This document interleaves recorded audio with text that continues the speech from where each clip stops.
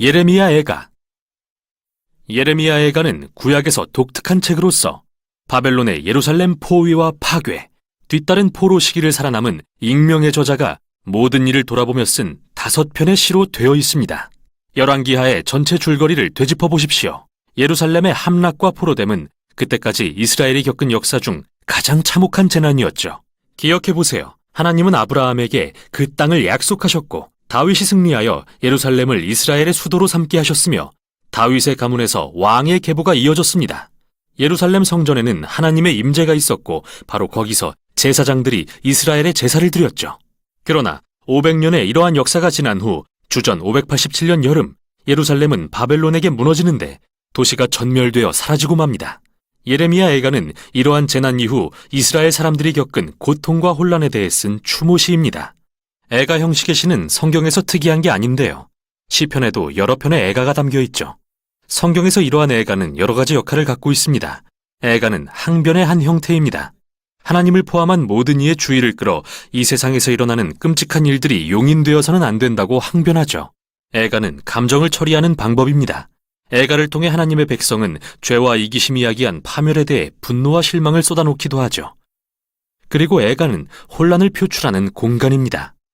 고통은 우리로 하여금 하나님의 성품과 약속에 대해 질문하도록 하는데 성경은 그 어느 것도 무시하지 않죠. 오히려 그 반대로 인간의 고통에 신성한 의미를 부여하죠.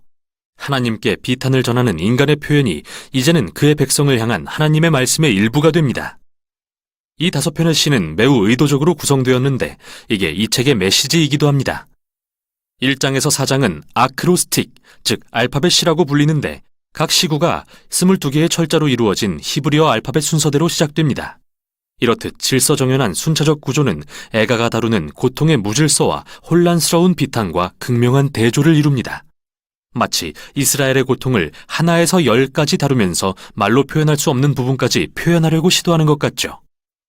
1장과 2장은 알파벳 하나의 한 절로 구성되는 구조가 정말 비슷하지만 주제는 매우 다릅니다.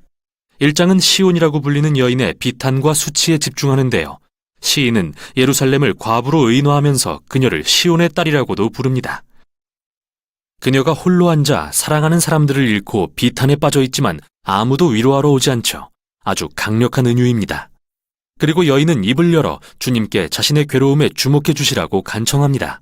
이러한 모습을 통해 시인은 도시의 파괴가 이스라엘 사람들에게 트라우마 수준의 충격을 가져왔고 그것은 장례식이나 사랑하는 이의 죽음을 경험하는 것으로밖에 표현할 길이 없다고 보았죠. 2장은 예루살렘의 멸망에 초점을 맞추며 이스라엘의 죄가 어떻게 하나님의 진노의 결과로 이어졌는지 집중하는데 이게 바로 이 시의 핵심어입니다. 여기서 중요하게 기억할 것은 성경에 나오는 하나님의 진노는 충동적이거나 변덕스러운 게 아니라는 겁니다.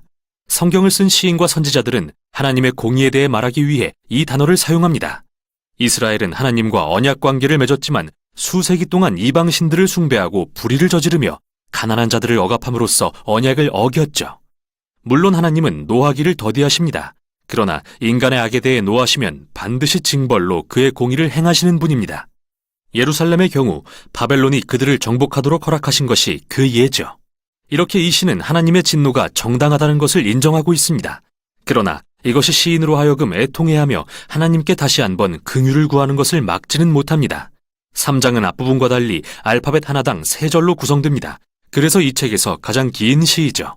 그리고 화자는 자신의 고통과 비탄을 말하는 외로운 남성으로서 그는 백성 전체를 대표합니다. 재미있는 것은 이 장이 구약의 다른 부분에서 인용한 언어들로 가득 차 있다는 점으로서 욥의 탄식부터 시작해서 시편의 주요 애가들 그리고 심지어 이사야서의 고통받는 종의 노래도 인용합니다. 시인은 이 장에서 말한 것처럼 그의 고난을 하나님의 공의의 시련으로 보지만 역설적으로 이것이 시인에게 소망을 줍니다. 그리고 이 부분이 이 책에서 유일하게 소망의 언어가 쓰인 곳이죠. 주님의 언약의 신실함으로 인해 우리가 진멸되지 않고 그의 자비는 무궁하시며 아침마다 새로우니 그 신실하심이 큽니다. 그래서 나는 말합니다. 주는 나의 기업이시니 내가 그를 바라리라. 시인은 이렇게 추론하죠. 하나님이 인간의 악에 대해 한결같이 공의를 행하시는 분이라면 그분의 언약도 한결같이 지키시어 죄가 그들의 최종 심판이 되지 않게 하실 것이다. 그래서 이 시인에게 하나님의 심판은 곧 소망의 모판과 같습니다.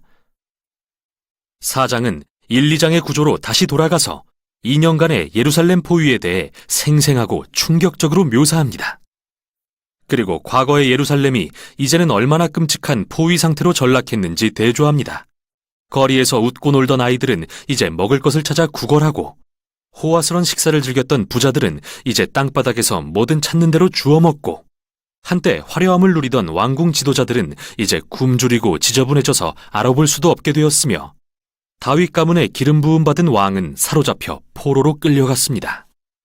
이 시의 힘은 바로 이런 충격적인 대조에서 나오며, 이 시는 이스라엘이 자초한 고난의 깊이를 살피고 있습니다. 마지막 장은 기존의 구성 양식을 깨는 독특한 시인데요. 다른 시와 분량은 같지만 알파벳 순서가 아닙니다. 마치 더 이상 주체할 수 없는 시인의 비탄이 폭발하여 혼돈으로 돌아간 것만 같죠. 이 시는 하나님의 자비를 구하는 공동체의 기도로서 이스라엘은 하나님께 그들의 고통을 외면하거나 버리지 말아달라고 애원합니다. 또한 이 시는 예루살렘의 함락으로 충격에 빠진 각기 다른 종류의 사람들을 길게 열거하죠. 그들은 하나님께 이 백성을 잊지 마시라고 간구하며 다른 이들의 고통을 토로하며 대신 애통합니다. 고통 중에 침묵하는 것은 이 책의 미덕이 아닙니다. 하나님의 백성은 자신의 감정을 부정하라고 요구받지 않습니다. 오히려 감정을 드러내 하나님께 쏟아내며 항변하길 격려받죠. 책의 결말은 뭔가 역설적인데요. 시인은 하나님이 이 세상의 영원하신 왕이심을 인정하면서도 이스라엘의 상황이 마치 하나님이 안 계신 것처럼 느끼게 한다고 고백하죠.